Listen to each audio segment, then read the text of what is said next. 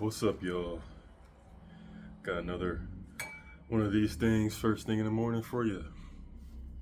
And this one's going to be mostly about how none of us are actually victims. I know I'm not. Most none of us really are. But we kind of get ourselves in that mindset sometimes where we will like to victimize ourselves and see ourselves as flawless or without fault. Mainly because we just don't know who we truly are. We're just kind of stuck in our heads about who we think we are. We don't accept uh, the parts of us that we don't see. That we're always in the first person. We don't really see ourselves in the third person. But once you kind of zoom out a little bit, you can kind of see the faults that you have. And that's something that I'm doing, even though I don't look at those faults as something that is or something that needs to be changed, but something that needs to be accepted. I know that a lot of times, with at least with myself, with the aggressiveness that I can show in certain aspects, where I can be a little bit more impulsive about things and not really think them through, and not really being present a whole lot of the times, being in the moment, it can lead to results that I wasn't really looking for, and it can also that can spiral into a feeling of not understanding, who I am, and not understanding why people treat me the way that I'm being treated, and also vice versa, why I treat people the way that I do, why I do the things that I do, and that spirals and kind of snowballs into me kind of being hard on myself and not allowing myself grace, not understanding that other people do the things that I do, and I do the things that other people do, and we're not all that different from each other. And that helps with the whole, victim narrative that I was in for the very, very long time of my adolescence, my teenage years, because of things that other people would do to me or around me or in front of me that I didn't really fully understand because I didn't do those same things to them. I was a little bit more pure with my intentions, not necessarily good or evil or anything like that. Not putting a label on them, but I was pretty pure with my intentions for the most part because I got at least enough reinforcement from life and from my experience in general that told me that it made sense for me to be pure with my intentions.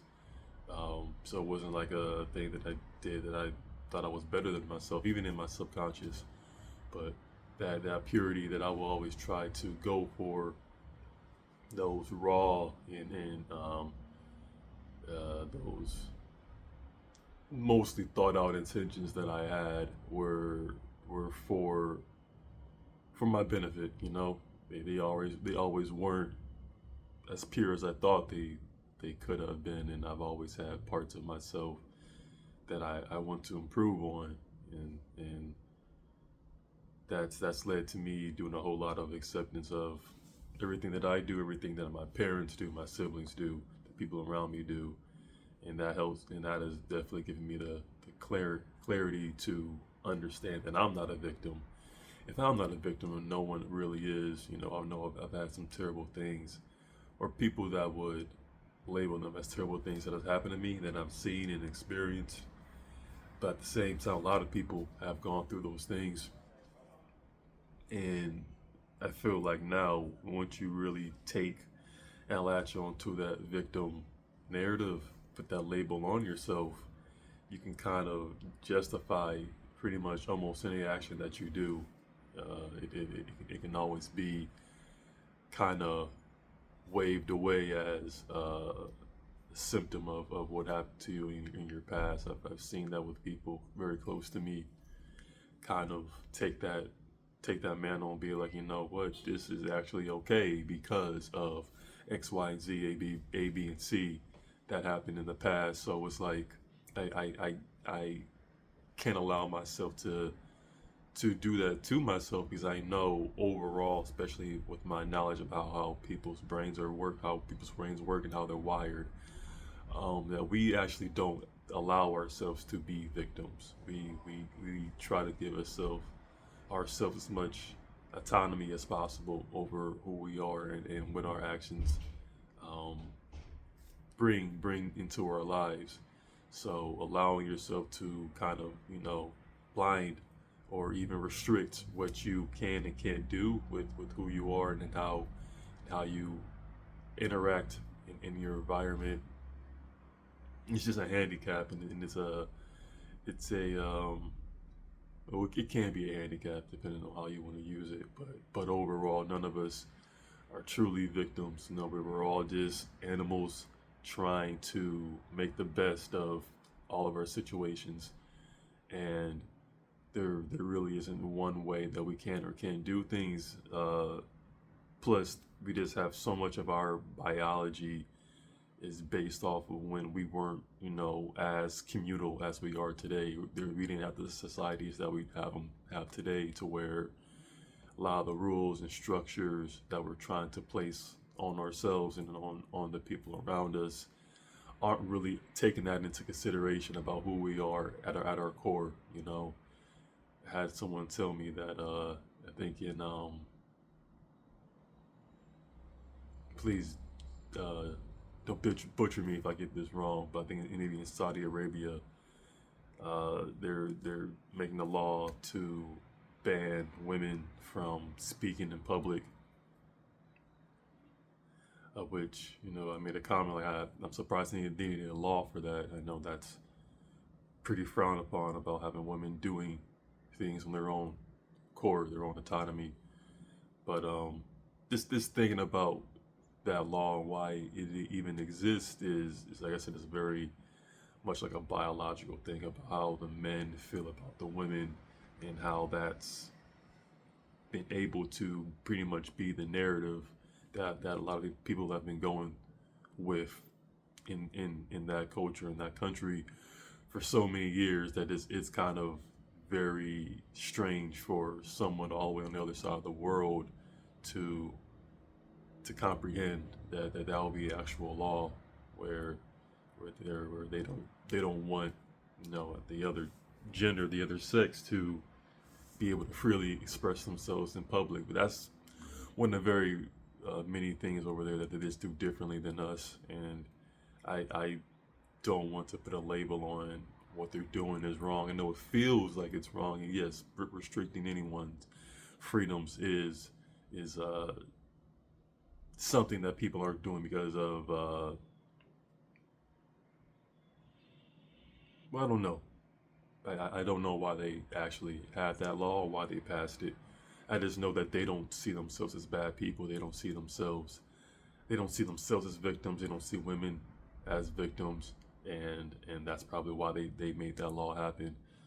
Um, another big piece of why I believe none of us are truly victims is because so many people will find ways to villainize themselves or villainize others and victimize themselves in any situation that they're in. They can take any situation that makes them feel any emotion that deviates from what they're used to feeling as a threat. And when you have people operating in that matter, they can take any slight towards them, anything that makes them actually kind of take a step back and process things as something like that triggers their fight or flight for flee senses. Is just it once that goes into once that gets kind of riled up, it makes it a little bit more difficult to actually have people be a little bit more rational in that moment and be like, whoa, how about I like stay with these feelings and feel what these feelings and let them kind of flow through me, and not get super impulsive and just have to make a rash decision right there in that moment. I can actually allow myself to process these feelings, even if it takes multiple days or even a week. But since we don't live in that society, at least here in the Americas, at least not anymore, That's what would allow these mindsets to kind of, I guess, permeate and stay with you, and allow the current state that a lot of people are in, um, where it's okay to be a victim. It's okay to look at a situation and experience that you went through and be mad at the people who did it, and villainize those people without looking at the things that you could have done, to not necessarily have that moment not uh, happen, but look at the ways of how that moment was ultimately inevitable. Though that was pretty much going to happen to you regardless of what you wanted to do. There were so many factors that were out of your control that there was nothing.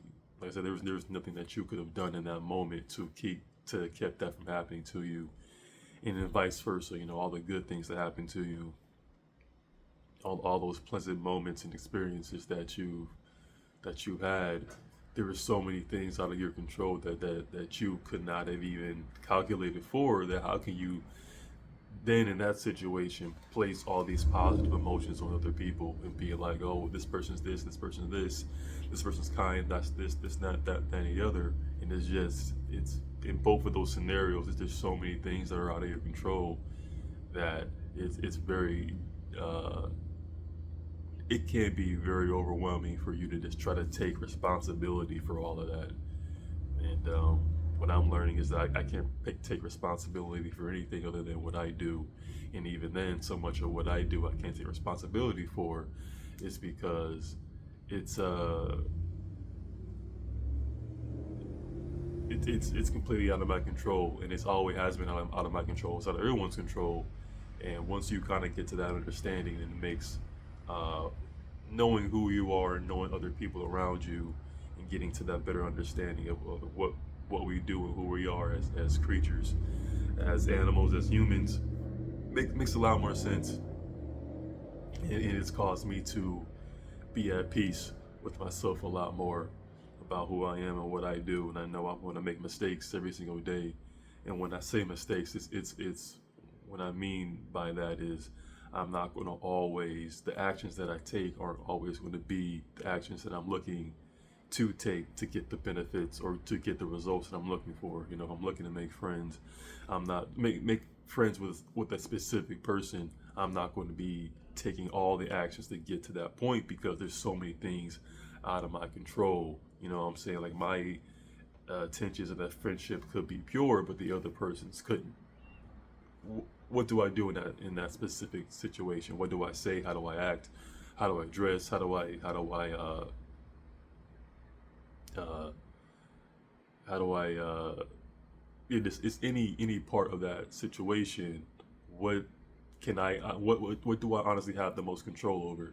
And it's pretty much me. And even then, like I was saying earlier, there's only so much of me that I can control versus so much of me that is just biological that I've picked up during my adolescence, and I have to just be okay with that, with knowing that I'm not always going to get the results that I'm looking for, because the results that I'm looking for a lot of times paint everyone in this specific picture, myself included, that I don't have as much knowledge of that person or myself to even paint that person in that picture.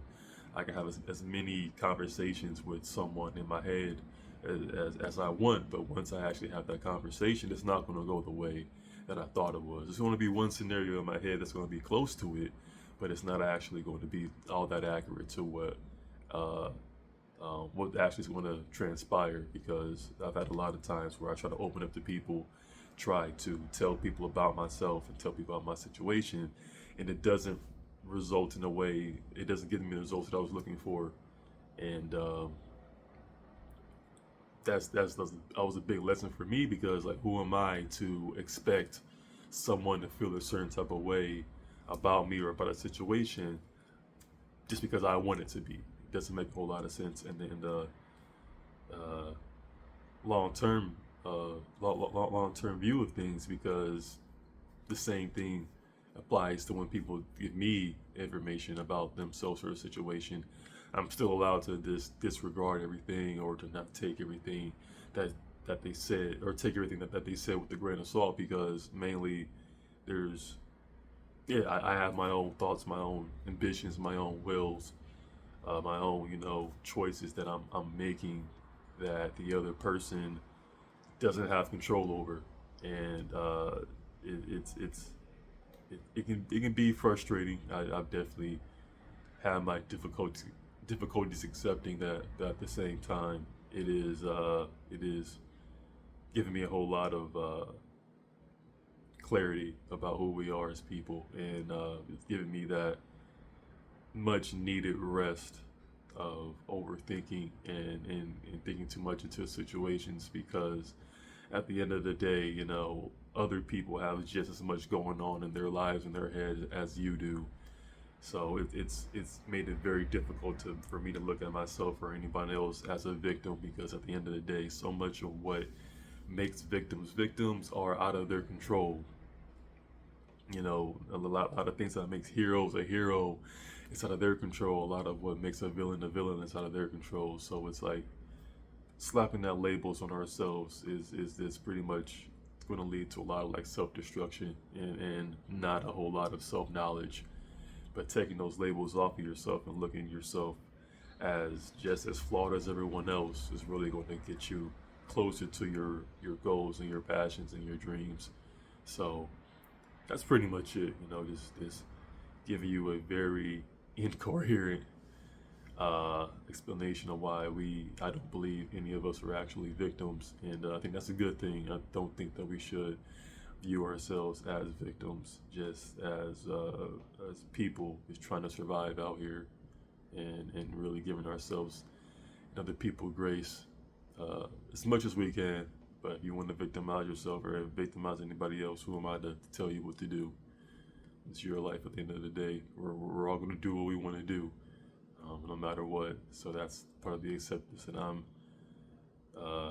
that's very much in the forefront of my thoughts. Is people are going to do what they want to do, but I still feel like people aren't victims. At least not in the traditional sense, because if that was true, then people wouldn't do half of the shit that we do. If we truly were victims, if you could actually tell someone that what you did this, that, and the third, A, B, C, X, Y, and Z, and that person actually has like some very just heartfelt wave of just guilt and shame, and just feel like they're a terrible person. But that doesn't normally happen. I've seen enough people. I've experienced enough situations where I've seen someone be confronted with a very heavy example of them being cruel to someone, and they just didn't have too many emotions, too many thoughts right there in the moment about it. And even though maybe in the long term they're definitely going to have their regrets about it, in the short term they're not going to give you what you're looking for, because people just feel a certain type of way about themselves and about other people. I know I have seen and experienced and dished out cruelty to people. In a lot of those situations, I don't see them as victims, so why should they see me as one either? I think that just makes the most sense out of all the situations that we've all get ourselves in, is to not really kind of give ourselves a label of something that we really aren't, because we just don't have control over a lot of things. But it's enough yapping for me. I just want to get something out, something that's been kind of weighing on my mind. I got a lot of things that are kind of getting me in the mood of making more vids. So I'll definitely be keeping this bad boy going, and keep, hopefully, just be a little bit more positive about things. I'm noticing that on this side of YouTube, people aren't trying to uplift each other, and to give people a different perspective, a more neutral and more positive tilted perspective. But that's what I want to do. I don't want to continue this whole nihilistic view that's going on, but it's needed. It's needed. I'm not gonna tell people don't make those videos. If you build it, they will come, as they say. So, but I want to build something a little bit different. Hopefully, people will come and join me over here as well. But that's all I got for y'all. Take it easy.